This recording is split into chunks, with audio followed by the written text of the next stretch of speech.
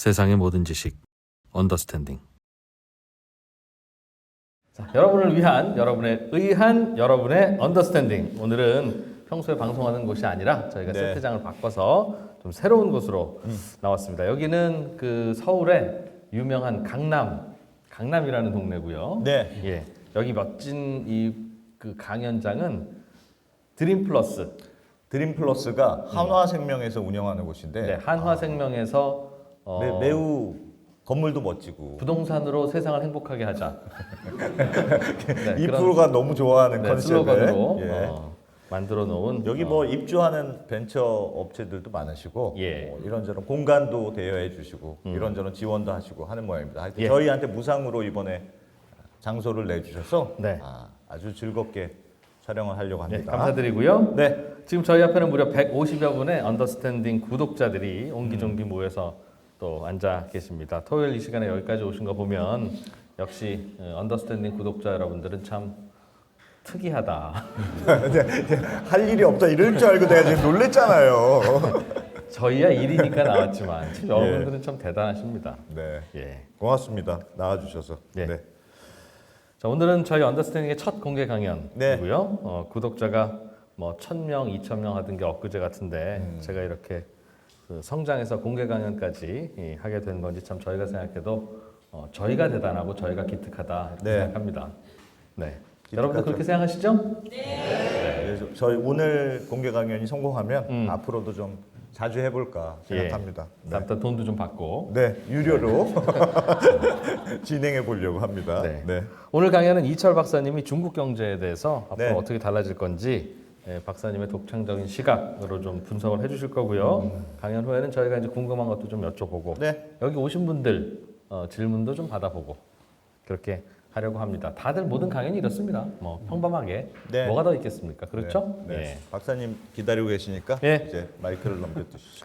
자, 제가 이철 박사님을 소개해 드릴 테니까 소개해 드리면 박수와 함성을 진짜 이렇게까지 해도 되나? 라는 느낌이 들 정도로 보내주시면 되겠습니다. 이철 박사님을 소개합니다.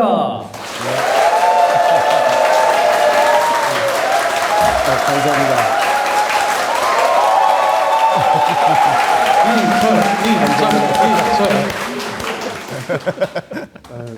사실 그 베이징의 골목길에 살고 있는 저를 여기까지 데려와서 여러분들 앞에 알려주신 분들이 바로 이 언더스탠딩인데요. 제가 이제 한 30년 전쯤에 중국으로 이사를 갔습니다. 저는 어렸을 때부터 그 질투심이 강해가지고요. 저보다 여성들한테 인기가 있는 남자들 곁에서는 잘 못 있어요. 그래서 처음에는 있던 동네를 떠났고, 그 다음에는 있던 도시를 떠났고, 나중에는 있던 나라를 이제 떠나게 됐습니다. 근데 처음 그 언더스탠딩에서 기회를 줘서 언더스탠딩에 와서 방송을 한번 해보니까 이 관계자분들을 보는 순간 이젠 돌아와도 되겠다 이런 생각이 이제 드는 거예요. 그래서 저는 이 언더스탠딩만큼은 전혀 위화감을 느끼지 않고 이렇게 올 수가 있게 됐습니다.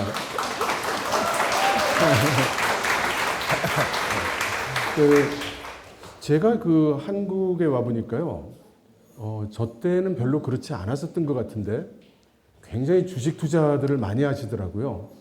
그러다 보니까 뭐 여성분이든 젊은 분이든 나이 자신 분이든 경제에 굉장히 관심이 많으셨고 특히 과거에는 중국에 대해서 그렇게 큰 관심들이 없으셨어요. 근데 최근에는 그 중국 관계된 질문을 많이 받아서 저는 중국을 굉장히 알고 싶어 하시나 보다 그랬더니 나중에 보니까 뭐 중국이라기보다는 그 주가 동향을 알고 싶은 그런 게 큰 것 같더라고요. 하지만 저는 이런 말씀을 드리고 싶어요. 중국은 우리가 모두 중국을 잘한다고 생각해요. 왜냐하면은 먹기 싫지만 가끔 짜장면도 먹어야 되고 집안 식구들 중에 누군가는 중국에 가서 일하고 있거나 뭐 우리 조카가 뭐 어디 중국 무슨 공장에 가서 일하고 있어 이런 경험도 많고 그리고 9시 뉴스 되면은 매일매일 중국 뉴스가 나오잖아요. 그런데 저는 그런 걸 느낍니다. 사실은 우리가 중국이라는 체제가 우리와 완전히 다른 체제인데 우리는 우리가 익숙해져 있는 시선을 연장시켜서 그렇게 이해를 하거든요. 그러다 보니까 알게 모르게 오해들이 좀 많이 있어요.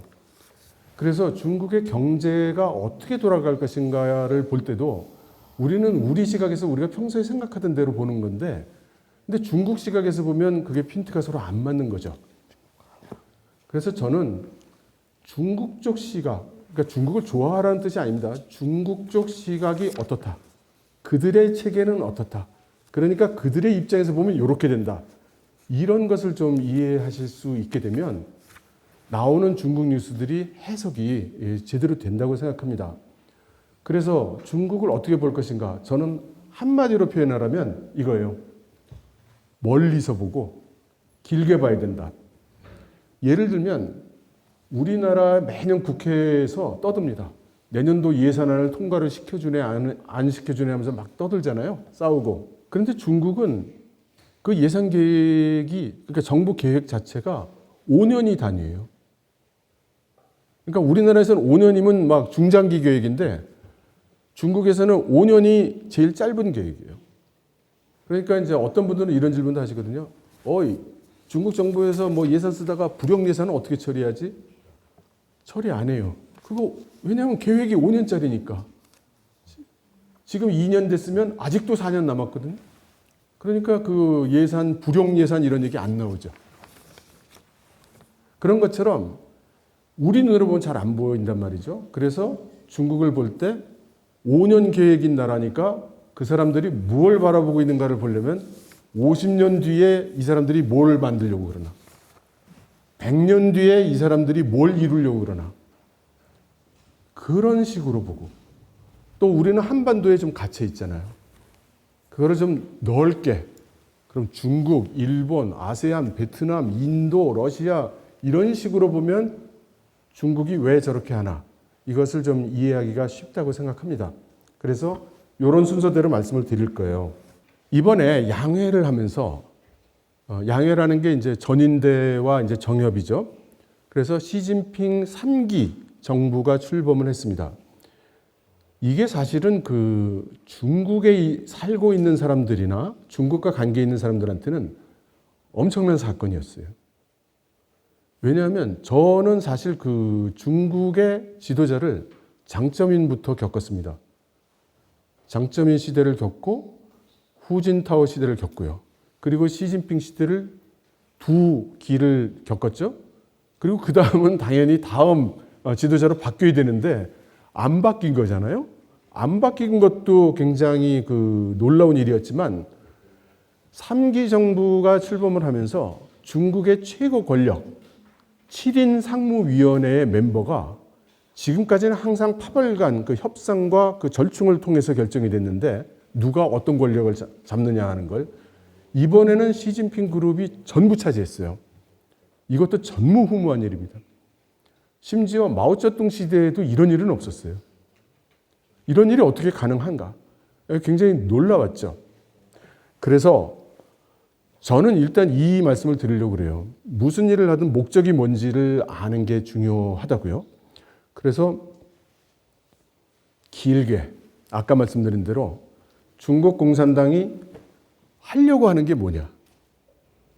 그러니까 우리나라 같은 경우도 21세기 들어왔어요. 그러면 대한민국이 21세기에 성취하고자 하는 게 뭐냐. 저는 들은 적도 없고 본 적도 없어요. 여러분들은 있으세요?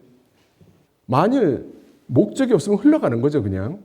그런데 중국 공산당 같은 그렇지 않았습니다. 중국 공산당은 20년, 1920년 뭐 이때 창당을 할 때 몇 사람들이 모여서 공산당을 만듭시다 하면서 그때 우리가 당장은 못하겠지만 100년 동안 노력을 하면 꼭 이걸 달성할 수 있을 거야. 우리의 비전. 해서 100년 목표라는 걸 두 개를 그때 수립을 했었거든요. 그 첫째가 그 유명한 샤오캉 사회의 건설입니다. 누구나 배고프지 않고 이북식으로 얘기해서 네 밥에 소고기국 먹는 이제 그런 사회를 만드는 거고요. 또 하나가 사회주의 현대화 강국이에요. 그래서 저는 시진핑 주석이 중국몽 그럴 때 그 꿈이 뭐냐? 100년 목표 두 번째, 사회주의 현대화 강국일 것이다. 그리고 그게 구체적으로 뭐냐? 그것은 조국 통일 과업일 것이다. 이렇게 생각을 하죠. 제가 추측으로 말씀드리지만 사실 근거가 있고요. 다만 소상히 말씀드리지 못할 뿐입니다. 그러면 이것이 그 집단 지도 체제에서 단일 지도 체제로 시진핑 주석 그룹으로 일원화된 그 배경을 설명할 수 있다고 생각해요. 아무리 시진핑 주석이 힘이 강해도 그 일파가 힘이 강해도 모든 자리를 시진핑 주석 그룹이 다 차지한다는 것은 중국의 권력 구조상 그렇게 쉬운 일이 아닙니다.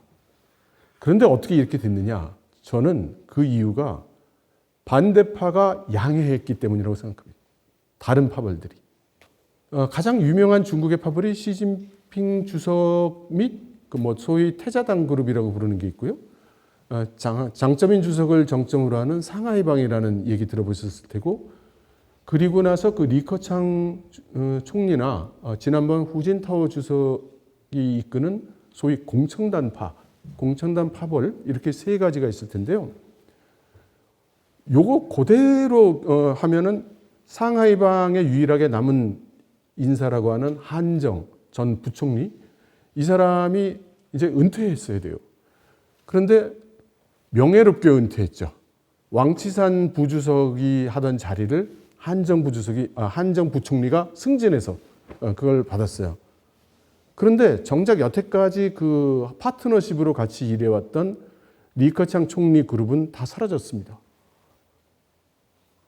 어떻게 이런 게 가능할까요? 게다가 공청단파는 사람들만 자리에서 물러난 게 아니라 그 후에 공청단이라는 게 사실 그 공산 청년단인데 여기에 또 비슷한 청년단 조직이 있어요. 이 두 조직을 합쳐가지고 통폐합을 하면서 공청단이 없어졌어요, 아예. 그러니까 아주 싹을 없앤 거죠. 어떻게 그럴 수 있나? 저는 그것을 공청단 쪽에서 양해했다고 생각합니다. 그래, 지금은 우리가 물러나고 시진핑 그룹한테 힘을 몰아줘야 될 때야 라고 말이죠. 그런가 하면 조직 개편도 했어요. 원래 중국은 당이 결정하고 정부가 수행하는 체제이긴 합니다. 그런데 이번에 5개 특별위원회를 만들어서 이걸 전부 공산당 내에 설치를 하고, 그리고 중국 정부는 시키는 대로 해라 이렇게 변했어요. 그리고 그것은 한 가지를 더 설명하죠. 과거에는 총리가 될 사람이 먼저 7인 상무위원회에 한 자리를 끼고 들어와서 부총리 이렇게 하고 있다가 그 다음 차례가 오면 자기가 이렇게 총리 이렇게 되는 거였거든요. 근데 이번에는 부총리 그런 거 안 한 사람이, 리창은 상하이시석이었거든요. 갑자기 그 특진을 해가지고 들어와서는 총리까지 한 거예요. 그러면 원래 그 상무위원회 오리지널 멤버로 있던 사람들, 예를 들어 모사꾼으로 유명한 왕우닝이라든가 이런 사람은 살짝 기분이 나쁘지 않겠어요? 갑자기 후배가 서열 2위로 딱 들어오니까 그게 어떻게 가능했을까? 근데 사실 그걸 보면 당이 결정하고 정부는 하라는 대로 해. 이렇게 되는 거니까요. 그러니까 후배가 와서 뭐 겉으로는 폼 잡고 다녀도 사실상 뭐 우리 시니어 멤버들이 이렇게 정하면 쟤는 시키는 대로 하는 거야. 이렇게 되는 거라면 받아들일 수 있겠죠. 저는 그렇게 생각합니다. 그리고 중국 정부는 중앙정부가 있고 지방정부가 있지 않습니까? 이번에 지방정부의 힘을 약화시키는 쪽으로 정책이 가고 있습니다. 그래서 중앙정부의 힘을 실어주는 거예요. 그러니까 그 중국이 전에 한번 그 예산도 말씀드린 적이 있는데요. 중국 정부 전체의 예산 중에 중앙정부가 쓰는 예산은 20%도 안 돼요. 18%가 그 정도밖에 안 돼요. 나머지는 다 지방정부가 쓰는 거예요. 근데 돈이 힘이지 않습니까? 그러니까 돈 잘 버는 동네, 뭐 상하이시, 저장성, 뭐 이런 데서는 중앙정부가 뭐라고 하면 잘 안 들어요. 왜냐하면 내 예산 다 있는데요, 뭐. 우리 서기님이 그냥 사인만 한 번 하면 그냥 집행이 되는데 내가 뭐 베이징에 저 멀리서 뭐라고 하는 거를 듣겠어요? 안 들어요. 그런데 이번에 그걸 바꾸려고 하는 거예요. 중앙이 예산을 훨씬 많이 가져가서 그걸로 이제 지방에 줘가면서 너 이렇게 해. 그러면 그럼 돈줄 잡히면 안 따를 수가 없게 되겠죠. 그리고 이상한 조직이 하나 생겼어요. 한 3년 전에 국가 전략 물자 비축국이라는 게 만들어졌어요. 그래서 만일의 사태에 대비해서 에너지, 식량, 뭐 씨앗 이런 것들을 비축을 이제 시작을 했어요. 그리고 작년에는 뭐가 만들어졌냐면 국가동원부라는 게 만들어졌어요. 그래서 전쟁이 나면 물자도 동원하고 사람도 동원하고 뭐 이렇게 해야 되잖아요. 그거를 할 조직을 만들고 전국 조직을 만들었습니다. 그리고 시진핑 주석은 원래 타이틀이 3개예요. 중국 공산당 총서기, 국가 주석, 그리고 군사위원회 주석. 그런데 작년 11월에 하나 더 붙었어요. 총사령관. 그리고 작년 말에 시진핑 주석이 그 이론을 맡고 있는 왕후닝에게 지시를 했다고 하죠. 우리가 여태까지 주장해온 일국양제, 이걸 요즘 타이완에서는 안 받아들인다고 한다. 집권층이 안 받아들이는 건 괜찮은데 국민들도 안 받아들인다고 한다. 그러니까 새로운 이론, 새로운 이념, 새로운 전략을 짜라. 이렇게 지시를 했다 하고, 그리고 금년 2월에 새 전략 짰어 라는 발표가 있었어요. 그런데 내용은 발표가 안 됐어요. 그러니까 저는 이렇게 생각합니다. 왜 발표를 안 할까? 새로운 전략이 나왔는데. 그런데 그 후에 타이완이나 다른 나라에 대해서 굉장히 유화적인 제스처를 시작했어요. 타이완한테도 뭐 무역거래 다시 하고 농산물 다시 사주고 뭐 이런 식으로 얘기를 시작했거든요.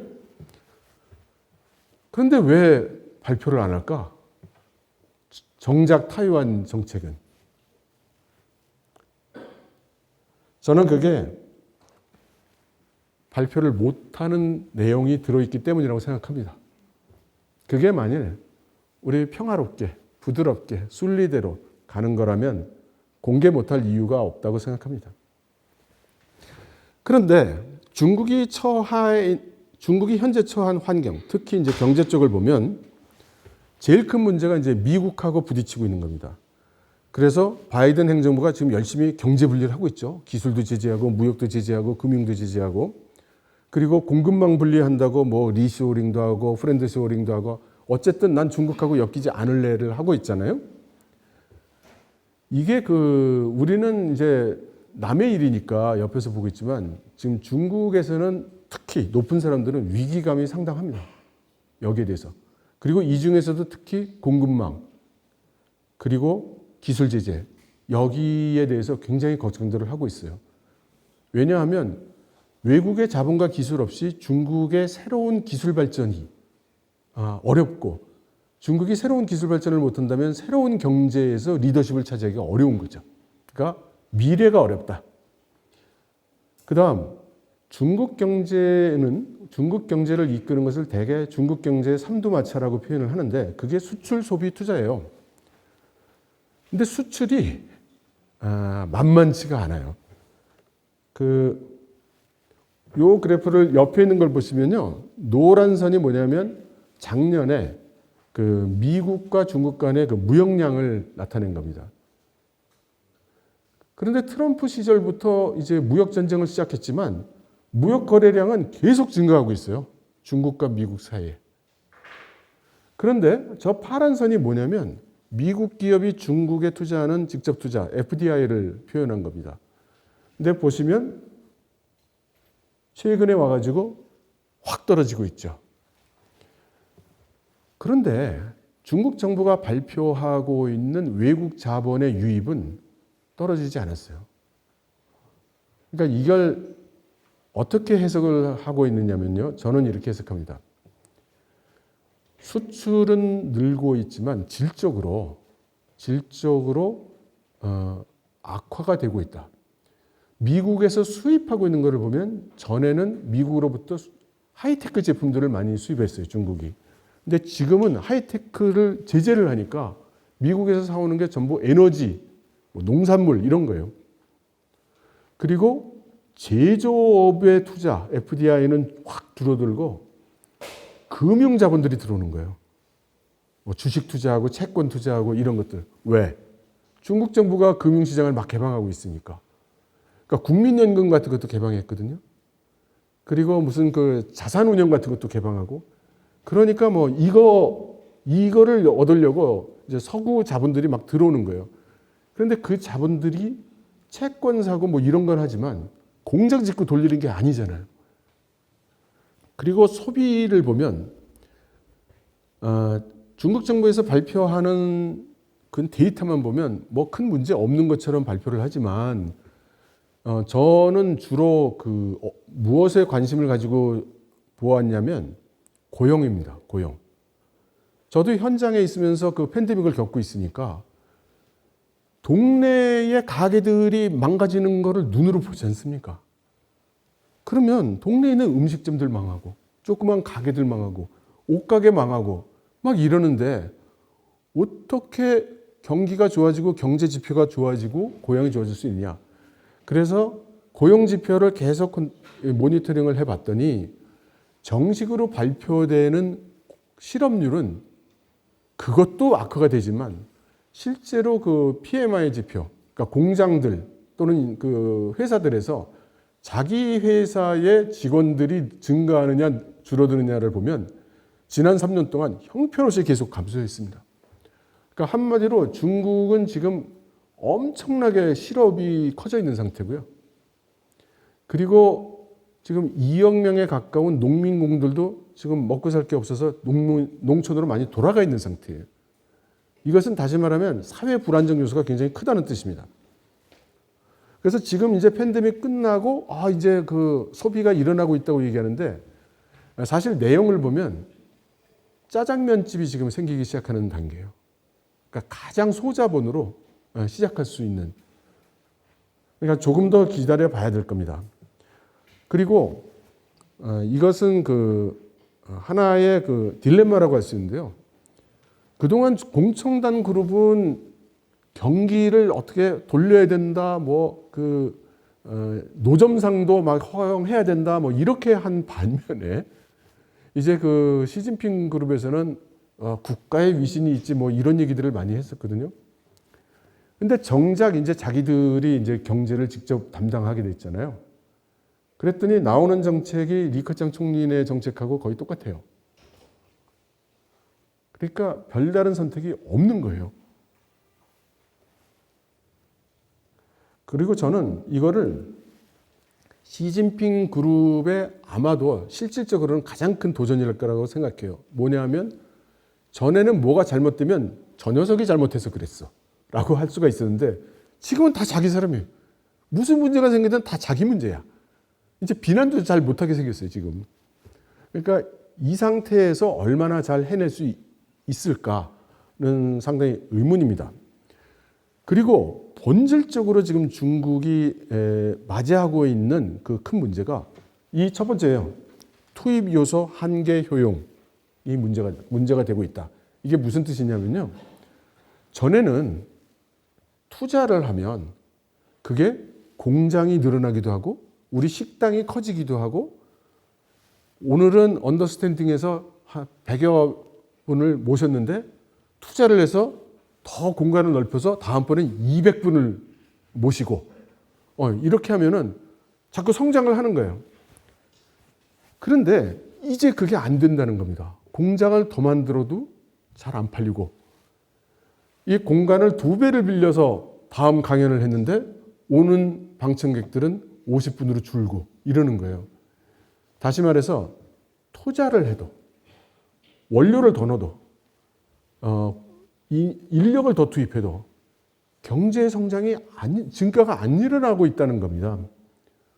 그럼 어떻게 되지? 근데 옛날에는 답이 있었어요. 미국에서는 이렇게 한대, 뭐 독일에서는 저렇게 한대, 일본은 이렇게 했고 한국은 이렇게 했어. 그러니까 이거 보고 그럼 우리 일본 모델 따라갈까? 뭐 이렇게 해서 가면 되는데 지금은 그게 없어요.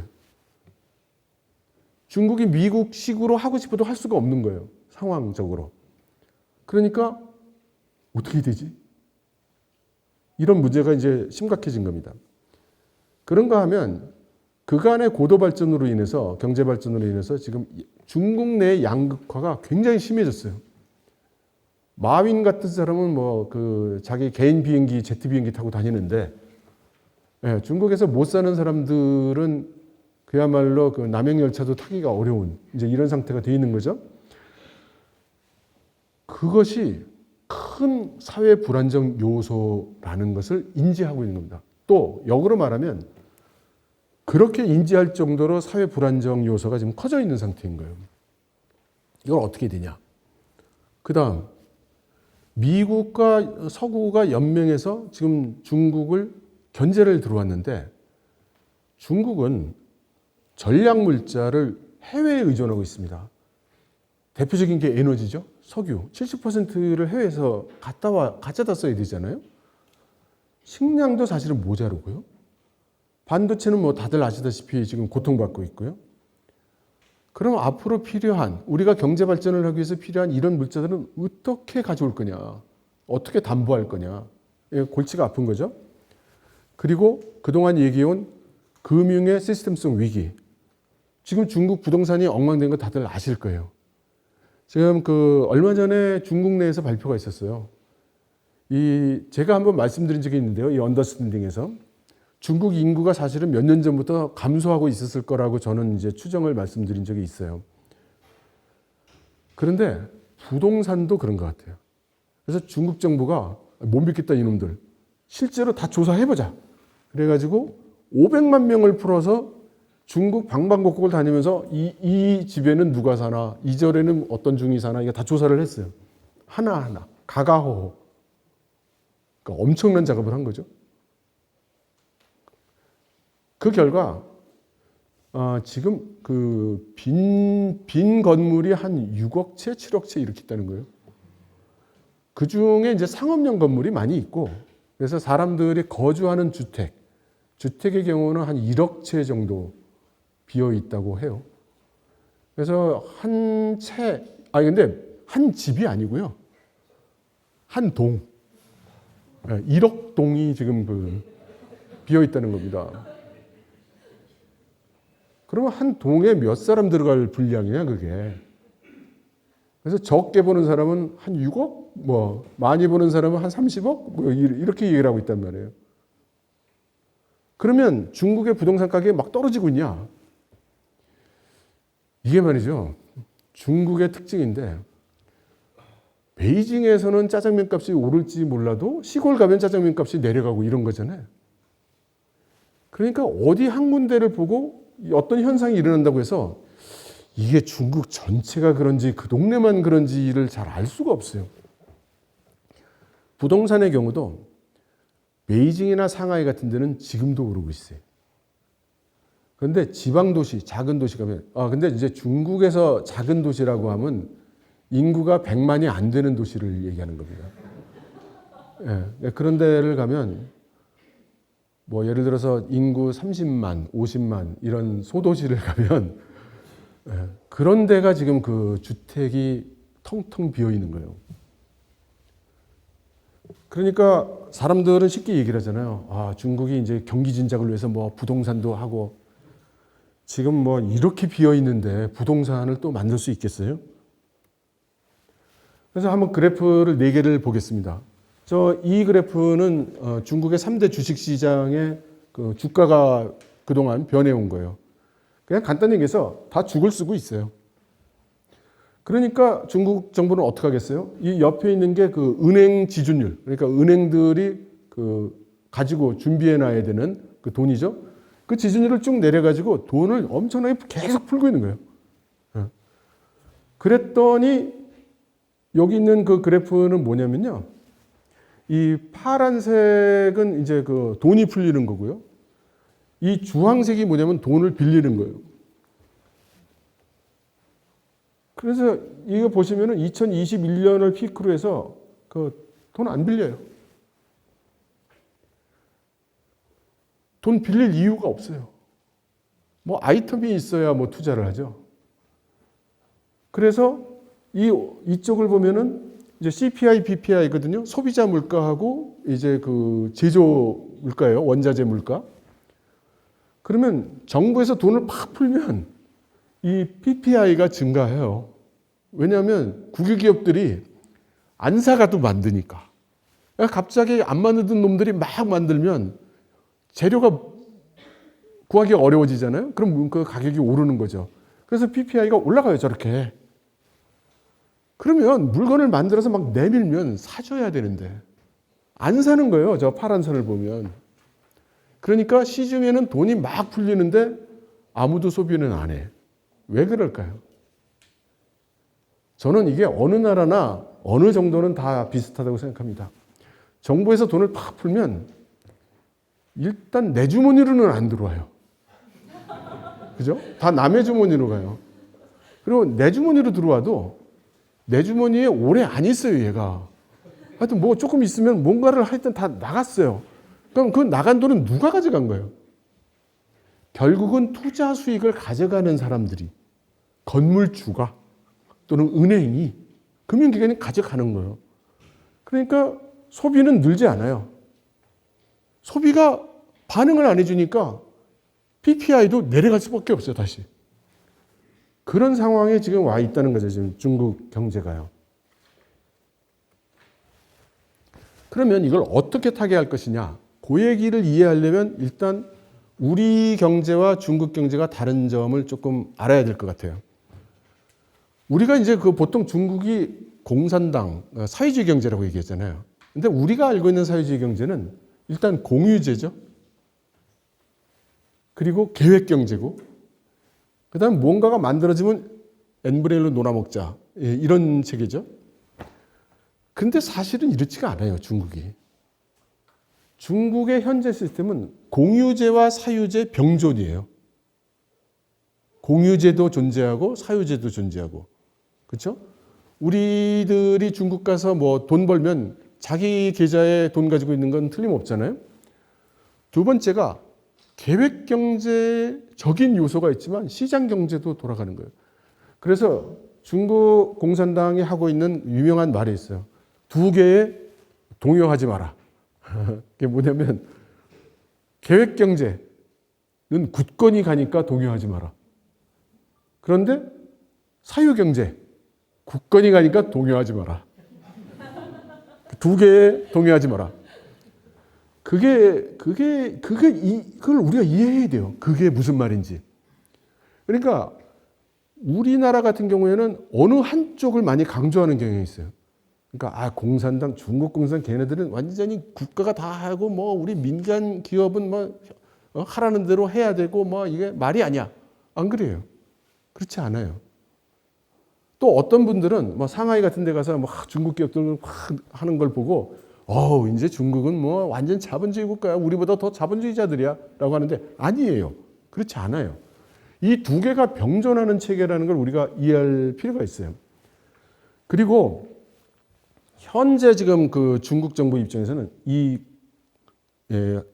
경제 인프라라고 할 수 있는 금융 쪽, 외환 쪽, 그리고 공급망, 그러니까 국가 전략적으로 조달해 줘야 되는 것, 에너지라든가 철강이라든가 이런 것들에 지금 신경이 매우 곤두서 있고, 그리고 아까 말씀드렸던 전략 물자, 이거를 안정적으로 공급할 수 있는 거에 지금 촉각이 서 있어요. 그리고 이게 이제 중국 뉴스, 요즘 중국 뉴스를 이해해야 되는 키워드입니다. 이 중국 공산당이 좀 좁혀서 말하면 시진핑 그룹이 이제 모든 걸 책임지고 이제 중국 경제를 이제 책임지게 돌려야 되는데 정책이 없어. 어떻게 해야 될지 모르겠어. 답이 없어.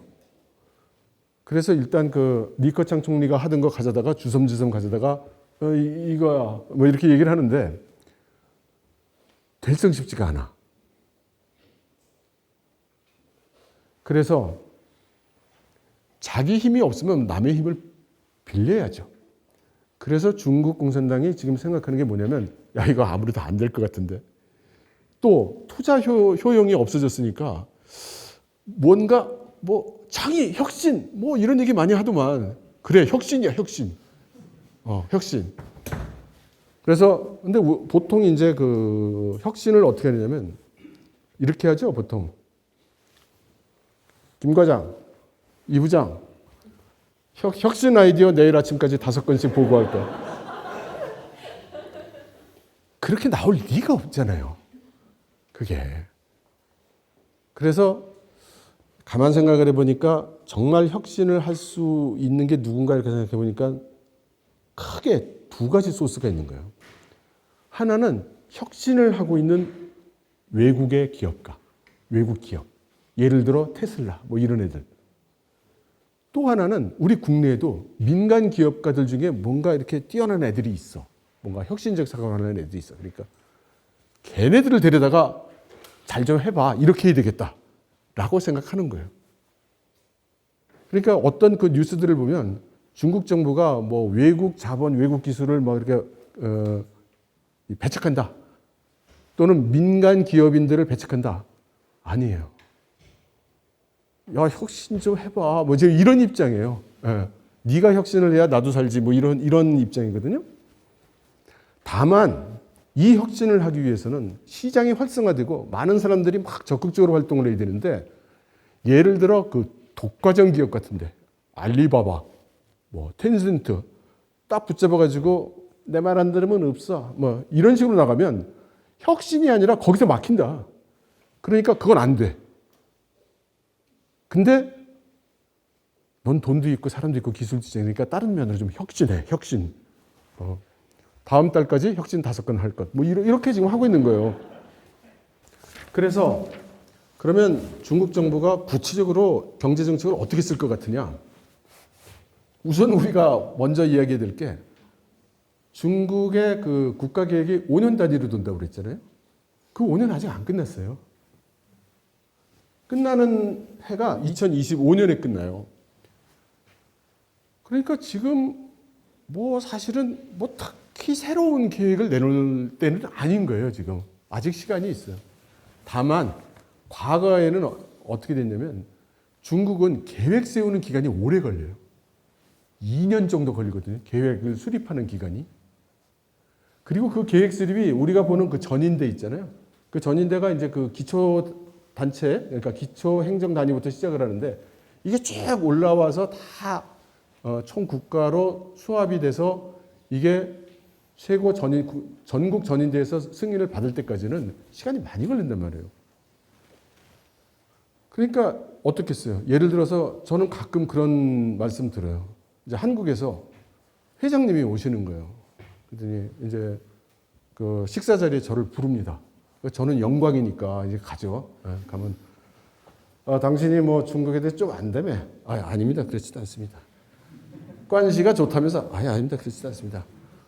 내가 한 몇천억짜리 사업을 좀 해야 되겠는데 말이야. 그 프로젝트 좀 만들어봐. 그래요? 네, 노력해 보겠습니다. 아는 분한테 말은 해볼게요. 시간이 급해. 금년에 시작해야 돼. 금년? 그러니까 그 회장님은 어떻게 생각하시냐면은 여긴 중국 공산당 일당 독재니까 높은 사람한테 얘기하면 그거 딱 집어넣어서 계획 반영시키면 되잖아. 이렇게 생각하시는 거예요. 거기까지는 가능해요. 계획에 반영하는 건 우리가 노력하면 할 수 있을지도 몰라요. 그런데 그 계획에 반영하려면 2년 동안 저 반영을 시켜야지 오늘 말씀하셔서 다음 달에 시작하는 건 불가능해요. 혹시 모르죠. 시진핑 주석이 전권을 쥐고 직접 명령을 하면 그렇게 될지. 제 생각엔 그래도 쉽지 않을 겁니다. 그래서 만일에 우리나라가 또는 우리 기업이 중국 정부나 지방정부에서 하는 큰 사업에 끼고 싶다. 자기 계획을 반영하고 싶다. 그럼 어떻게 해야 되겠어요? 가장 빠른 방법이 금년부터 2025년까지 중국에서 진행되는 다음 5개년도 사업에 자기 아이디어를 집어넣어서 그것이 이제 2026년 초에 벌어지는 양회에서 땅땅땅 하고 이제 도장을 찍어야 확정이 되는 거죠. 우리 한국 사람들은 급해서 그렇게는 일을 못해요. 그죠? 그리고 15차 5개년 계획 수립이 되면 이제 2026년부터 그게 2030년까지 진행이 될 텐데 사실은 그때 어떻게 진행되느냐가 초유의 관건이죠. 그때가. 그러면 14차 5개년 계획 중에 여태까지 아직 못하고 있는 것들이 있는가? 그럼 못하고 있는 게 있으면 그걸 하겠죠? 그리고 중국 정부는 안 하는 거 없어요. 그러니까 안 하는 게 없다는 말이 뭐냐면요. 해봤어. 5개년 계획을 세워서 이렇게 해봤는데 이게 뭔가 잘못 생각한 것 같고 문제가 많아.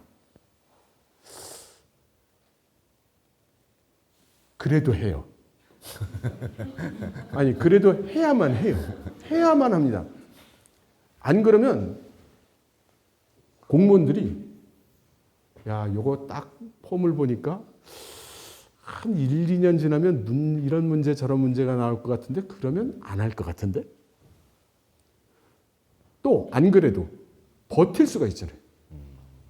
우리나라도 공무원 체계에서 뭐 반년, 1년, 2년 버티기 하는 건 뭐 쉽죠. 중국 체계에서 뭐 3년, 4년 버티기 쉬워요. 그러면 중앙에서 명령을 하고 집행을 하려고 해도 지방정부 밑으로 내려가면서 말을 안 듣게 돼요. 그래서 계획을 세우면 문제가 있어도 간다. 꼭 간다. 그런데 가다가 뭐 사고 나고 뭐 이렇게 여러 가지 부작용이 나면 어떡하냐. 그때를 위해서 당이 있는 거예요. 당. 정부 조직을 통해서가 아니라 당 조직을 통해서. 공문이 아니라 전화로. 야, 그거 좀 홀드하고 있어봐. 이렇게 당 조직을 통해서 내려가면 그거는 이제 공식적으로는 아무 일 안 일어나고 있지만 당의 통제에 의해서 멈추는 겁니다. 그러면 14차 5개년 계획 중에 여태 못하고 있는 게 뭐가 있었냐? 첫째는 거국적 기술 개발하는 게 지금 제대로 진행이 안 되고 있어요. 이게 이제 중국은 굉장히 그 위기감을 느끼고 있는 상황입니다. 기술. 그래서 기술 자본 시장을 만들어서 활성화한다고 했거든요. 그게 무슨 뜻이냐면 지금 속 타는 프로젝트는 국가가 직접 돈을 막 투입을 해서 해요. 예를 들어 반도체를 개발해야 되겠다 이런 거는. 그런데 그놈의 기술이 뭐 언제 어디서 어느 구석에서 뭐가 나올지 모르잖아요. 그래서 중국은 back to the basic을 했습니다. 잘 모르겠으니까 인해 전술. 하여간 기초기술 막 돈 더 집어넣고 야 연구소에 있는 애들 중에서 기술 있는 애들 다 나와. 그래서 너희 기술을 이렇게 그 등록을 하면 그 지재권 다 쳐줄게. 옛날에는 그거 연구소 재산 쳐준 거 다 너희 지분으로 쳐줄게. 이렇게 하고 그 지분이 나와서 그거 가지고 창업하는 거 오케이 돈 밀어줄게. 에이 내가 그거 창업한들 뭐 그게 뭐 되겠어? 자신 없으면 팔어. 그럼 몇 푼 되겠어? 너를 기술 감별사로 명하노라. 그럼 기술 감별사가 와서 평가를 해요. 요거 10억, 요거 100억. 우리나라의 그 기술 보험하고 비슷한 거예요. 그런데 우리나라는 기술 보험에서 이제 기보를 한 뭐 이게 기술이 한 100억짜리 기술이다. 그래가지고 은행에 가져가서 이게 100억짜리 기술인데 이걸 담보로 해서 한 50억만 빌려주세요 하면 안 빌려주죠. 그거는 종이짝이고 실제 그 가치가 있는지 없는지는 또 다른 문제죠. 중국도 그런 문제가 있기 때문에 중국 정부가 어떻게 만들었냐면 법으로 그렇게 해서 판정이 100억 나면 금융기관은 그걸 100억 담보로 법률적으로 인정 안 하면 감옥 가는 거야. 이렇게 해서 그걸로 창업을 할 수 있게. 그러면 은행 입장에서는 아니 이거 공수표 될 수 있는데 그 위험부담을 다 나보고 안으라는 겁니까? 이렇게 되잖아요. 그래서 그럼 그거를 증서를 갖다가 팔어. 시장에. 시장에 판다고 누가 사겠어요? 야, 너 리만 브라더스 사태 못 봤냐? 무슨 데리버티브, 무슨 파생 상품 막 이렇게 만들어 가지고 섞어서 딱 올려놓으면 다 뉴욕에 있는 애들 뭐 그 LA에 있는 애들이 와서 다 사게 돼 있어. 해가지고 이제 그렇게 하기로 한 거예요. 그런데 그게 진행이 안 됐어요. 그래서 저는 이게 진행될 거라고 봅니다. 그리고 또 하나가 뭐냐면 미국 놈들이 우리 생각대로 안 돌아가고 수출도 제대로 안 되고 기술 개발도 제대로 안 되면 우린 어떻게 살지? 그래서 이때 등장한 아이디어가 농촌이에요. 농촌. 왜냐하면 지금 중국의 농촌은 굉장히 지금 척박하단 말입니다. 경제 활달이 안 돼 있고 내가 기술이 없지만 우리 깡촌에서 사용할 수 있는 기술은 그 정도는 있어. 내가 자본이 없지만 우리 깡촌 마을에 투자할 정도의 자본은 있어. 그래서 농민들이 소득이 2배가 되면 계산을 해보니까 미국 GDP보다 우리가 훨씬 더 커져. 이거구만. 이라고 했는데 정작 진행된 게 별로 없어요. 그러나 한 가지는 이 수면하에서 진행이 되고 있습니다. 중국 농촌은 집체 소유라는 거거든요.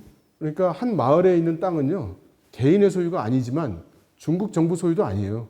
그건 그 마을 농민들의 공동 소유예요. 그러다 보니 이걸 개발하고 활용하기가 어려워요. 그래서 그걸 하기 위한 방법으로 토지 유전이라는 제도를 만들었어요. 근데 그 토지 유전 제도가 잘 진행이 안 됐어요. 왜냐하면 이 깡촌에 가서 그 땅 사가지고 뭐 할 수 있는 게 별로 없었거든요. 그런데 이게 얼마 전에 밝혀진 건데 시진핑 주석이 농촌마다 다니면서 계약해.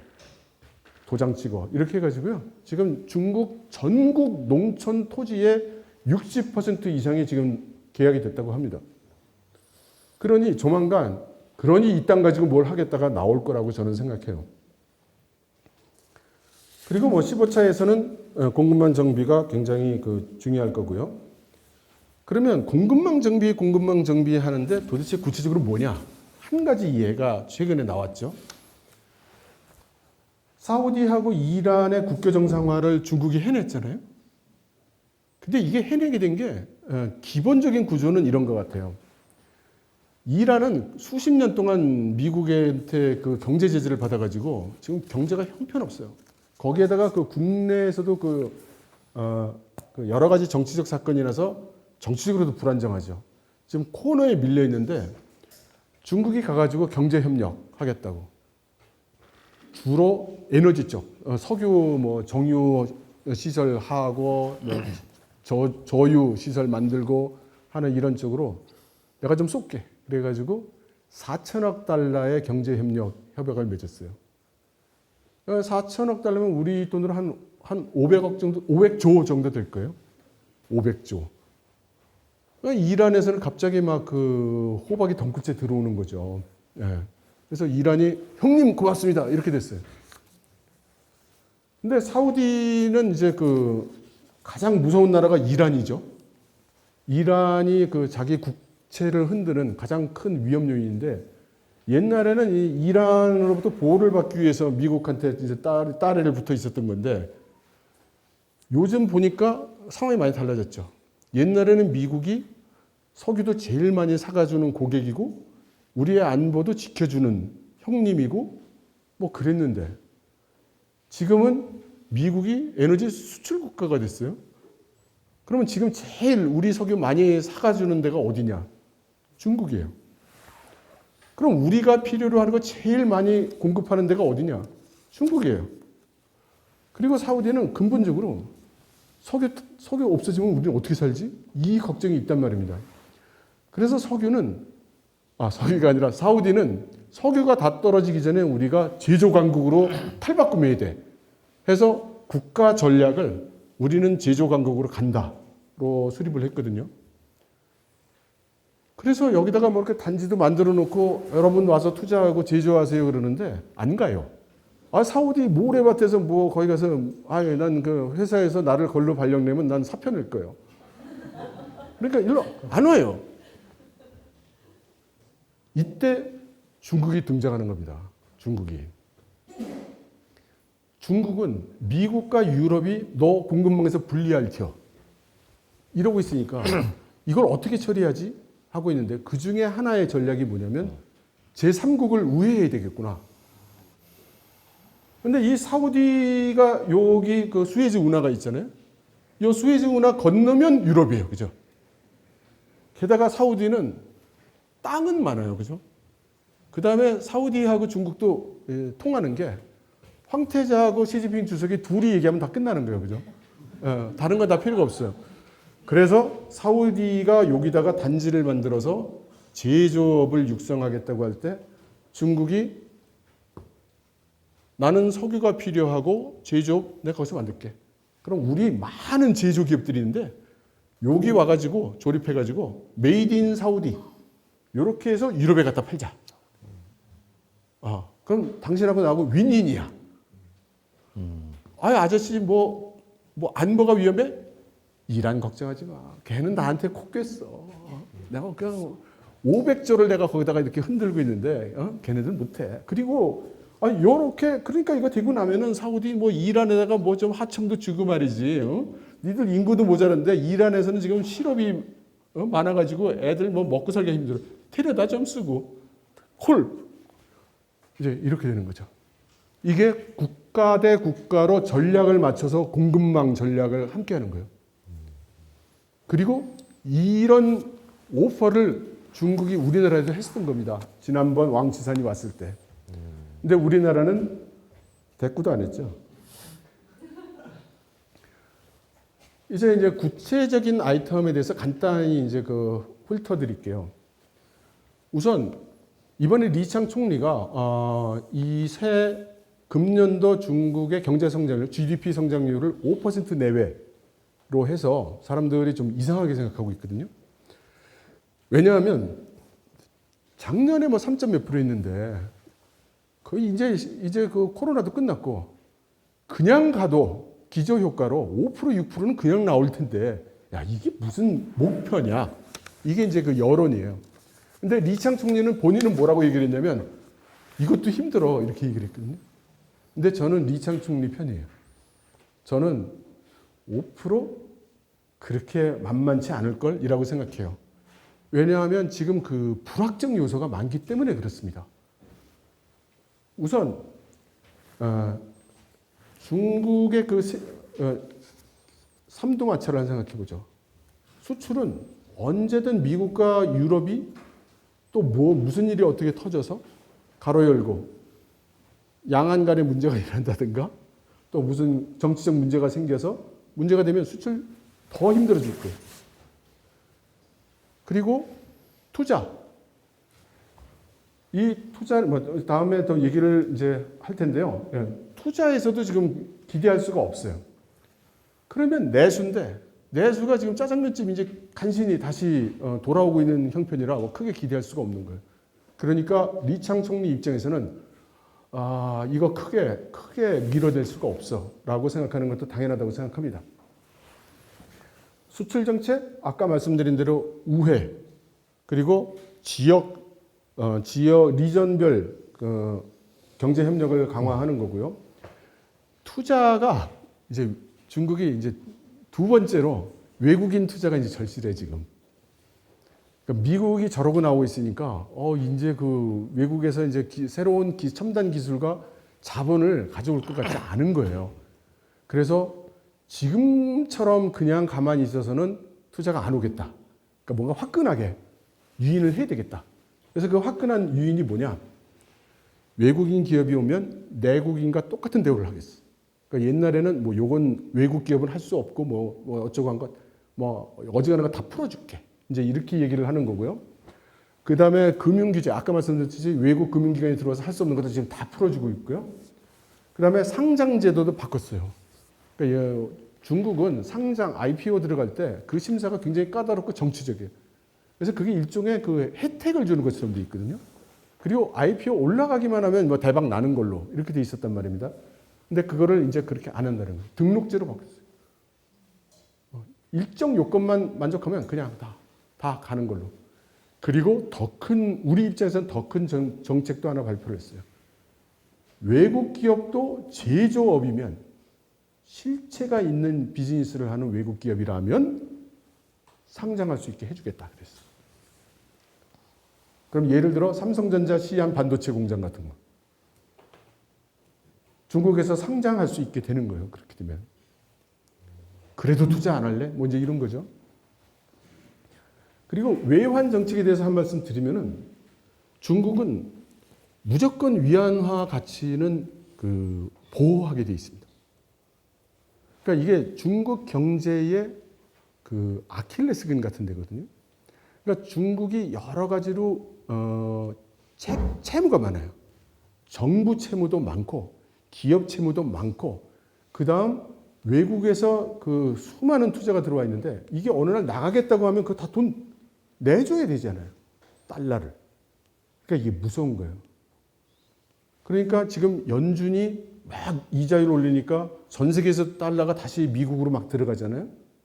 그러니까 중국에서는 어떤 사람들은 어떻게 얘기하냐면 이건 틀림없이 미국이 우리를 못 살게 하려고 공격하는 걸 거야. 뭐 이렇게 얘기하는 사람도 있어요.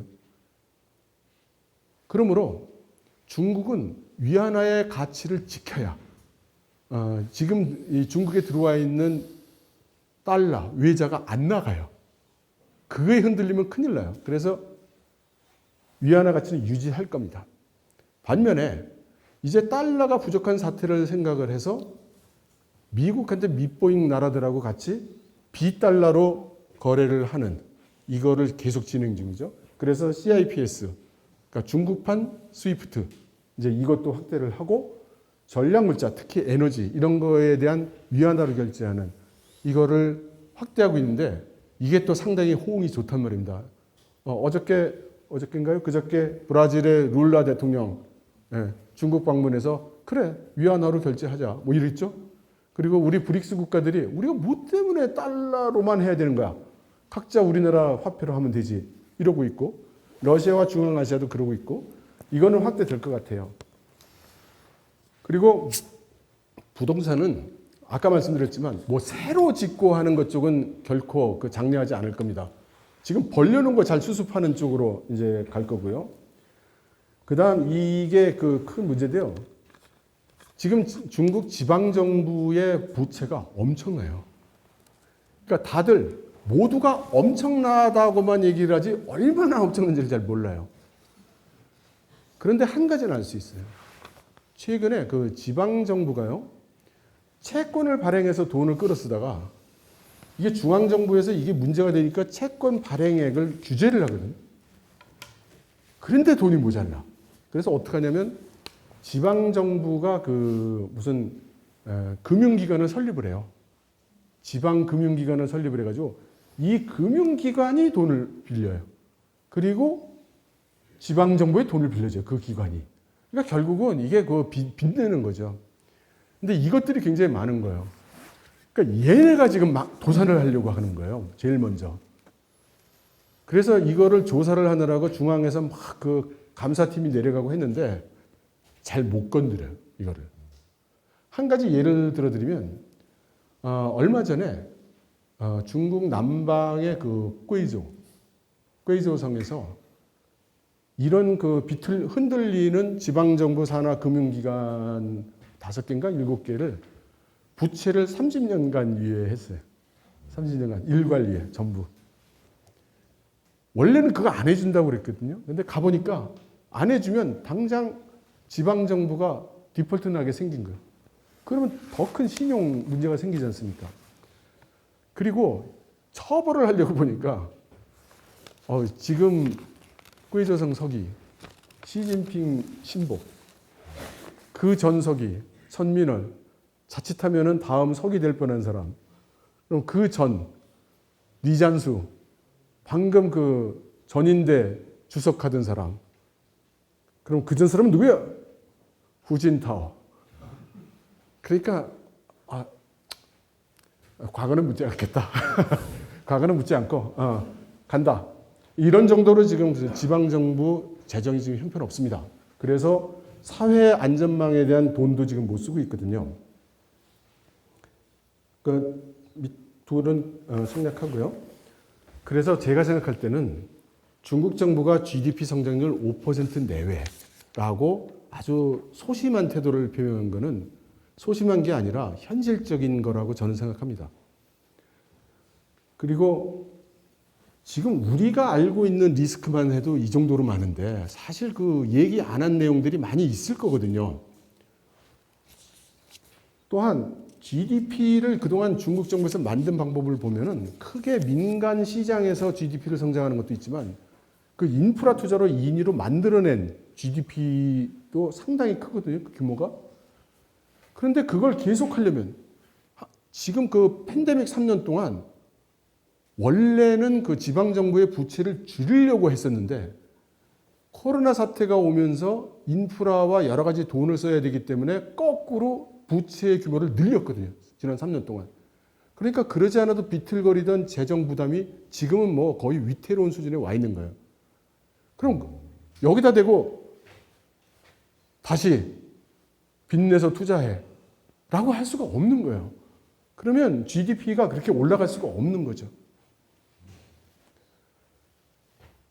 그러나 수출의 경우는 지금 중국이 그 제3국 우회하는 전략이 지금 착착 진행되는 것으로 보이고, 이것이 어느 정도 이 틀을 잡기 시작하면 우회 수출이 많아지기 때문에 중국의 수출 규모 자체는 줄어들겠지만 아세안이라든가 인도라든가 이런 데에서 재가공해서 나가는 규모를 생각하면 오히려 영향력은 증대할 거다. 그리고 우리나라 기업들은요, 이제 중국하고 사이가 지금 벌어졌잖아요, 우리나라가. 중국 입장에서 보면은 이제 한국은 완전히 미일 편에 들어간 걸로 보이잖아요. 그러니까 중국의 국내 공급망에서 한국제는 배척해야 돼요. 중요한 제품일수록. 여차할 때 믿을 수가 없으니까요. 그러면 한국은 중국 시장이 줄어드니까 다른 시장으로 가야 되겠죠? 뭐 아세안 시장이니 인도 시장이니. 아세안 시장에 딱 가보면 이제 중국 기업들이 인해 전술로 나와서 인도네시아, 말레이시아, 태국, 뭐 베트남에 와가지고 공장 만들어서 중국에서 원자재 가져다가 중국에서 기계 설비 가져다가 베트남에서 만들어서 이제 미국으로 수출할 거예요. 그럼 우리가 거기서 제3국에서 중국 기업에 대비해서 경쟁력이 얼마나 있을까요? 전 잘 모르겠습니다. 그러나 수출은 일부이고 가장 큰 그 관건이 되는 아이템은 역시 내수가 될 겁니다. 그리고 내수가 지금 그 생각처럼 그렇게 잘 일어나고 있지 않고 지금 농촌 경제를 일으키는 것도 지금 여의치가 않은 상태로 있어서 이게 성공하느냐 못하느냐가 사실상 중국의 다음 5년을 결정할 거라고 생각합니다. 중국의 농촌은요, 역대 중국 지도자들이 가장 만지기 힘들어하는 주제예요. 너무너무 힘들어요. 그 다음에 그 예측이 잘 안 돼요. 그래서 사태가 어떤 식으로 갈지. 그래서 저는 이거를 위대한 도전이라고 부릅니다. 되기만 한다면 정말 뭐 대박 나는 거고, 그런데 그렇게 쉽지 않은 이제 이런 거고요. 그리고 마지막에 이제 써놓은 게 미중 무력 충돌 가능성인데요. 저는 그게 굉장히 높다고 보는 사람입니다. 그래서 그렇게 안 보시는 분들도 많은데요. 리창 총리가 5% 내외 뭐 이렇게 좀 소극적으로 잡고, 그 다음에 경제 정책도 경제 전략도 모두 내수 위주로, 내순환 경제 이렇게 가는 것은 만일의 사태를 대비하는 측면이 있다고 봅니다. 그래서 그럼 앞으로 개인 투자자로서 앞으로의 투자의 방향을 어떻게 생각해야 옳으냐, 이런 질문을 제가 매일 받거든요. 그래서 제가 열심히 아무래도 전쟁이 날 것 같아, 지금 뭐 국가와 민족이 이래, 그러고 나면은 항상 마지막에 받는 질문은 그래서 어떤 종목을 사라는 거야? 뭐 이제 이런 질문을 받거든요. 그래서 이번에는 답변을 준비했어요. 지금 시장 분리가, 글로벌 마켓이 이제 분리가 일어나고 있는데, 저는 이걸 마크로한 눈으로 보면 크게 세 개로 구분되고 있다고 생각합니다. 미국과 유럽을 중심으로 하는 서구 시장, 그리고 중국, 러시아, 이렇게 우중충한 나라들을 중심으로 하는 중러 시장. 그런데 제3의 시장, 교차 시장이 있다고 봐요. 양쪽에 모두 발 걸치고 있는 나라들. 그리고 미국한테 공격당할 이유도 없고 중국한테 공격당할 이유도 없고 그런 나라들. 어디냐? 인도, 사우디. 그러니까 사우디가 좀 섭섭하게 한들 그럼 미국이 사우디를 공격할 거냐? 아니지 않냐? 베트남, 멕시코, 브라질. 브라질에 반미 성향의 대통령이 들어왔다고 해서 그럼 미국이 브라질을 군사적으로 공격할 거냐? 아니잖아요. 그러니까 이런 나라들은 뭐냐면 이제 여기도 맛보고 저기도 맛보고. 그러니까 베트남 같은 나라는 막 너무너무 좋죠, 지금. 이 시장 분리가 심해지면 심해질수록 나는 기회가 더 커지는 거예요. 그래서 반면에 우리나라는 보면 우리가 자원이 있습니까? 원료가 우리나라에서 나나요? 거의 대부분 수입해 오잖아요. 그럼 우리가 그 내수가 커서 그걸 우리 내수가 받아주나요? 그것도 아니잖아요. 어딘가 수출해서 팔아야 되잖아요. 그래서 이 상황은 한국 같은 나라가 최악의 상황이라고 봅니다. 굉장히 어려울 거다. 우리나라 경제가 앞으로 큰 방향을 볼 때. 그러면 우리나라 기업들이 어떻게 할까요? 그러니까 다 베트남 가고 그렇죠. 예? 그러니까 이제 뭐 중국으로도 물건 보낼 수 있고 미국으로도 보낼 수 있는 나라로 우리나라 기업도 글로 가야죠. 살려면. 그러니까 글로 가는 거예요. 그럼 거기에 한국 기업만 오냐? 아까 말씀드린 대로 우리 짱콜라부터 시작해서 뭐 일본, 뭐 프랑스, 뭐 영국 다 올 거예요. 그래서 새로운 각축장이 될 거라고 저는 생각을 합니다. 또 동시에 중국은 아까 말씀드린 것처럼 국내 공급망에서 핵심 공급망에서는 한국 제품을 이제 배제해야 돼요. 믿을 수 없는 나라. 그러면 우리 경영 여건, 경제 여건은 더 악화되겠죠. 그래서 기업이 망하거나 말거나 우리는 살아야 되니까 그럼 우리는 어떻게 되느냐? 잘 생각해 보면 바로 이런 나라, 제3의 나라, 교차 국가, 미중에도 물건을 팔 수 있고 그리고 제품도 그러니까 저런 나라에 있는 기업이라 하더라도 제품이 한쪽 나라밖에는 팔 수 없는 거면은 소용없죠. 그래서 그 기업이 만들고 있는 제품이나 서비스가 미국, 유럽에도 갖다 팔 수 있고 뭐 중국, 러시아에도 갖다 팔 수 있고 이런 기업이 있다면 그런 기업이 앞으로 유망한 분야가 되겠죠. 그래서 여러분들께서 그러한 분야의 기업들을 추리시고 그중에 여러분들이 가장 잘 아는 종목, 잘 아는 쪽 아이템을 하는 그런 기업들을 분석해서 투자를 하시면 가장 최선이 아닐까 그렇게 생각합니다. 오늘 제가 준비한 내용은 여기까지입니다. 고맙습니다. 감사합니다.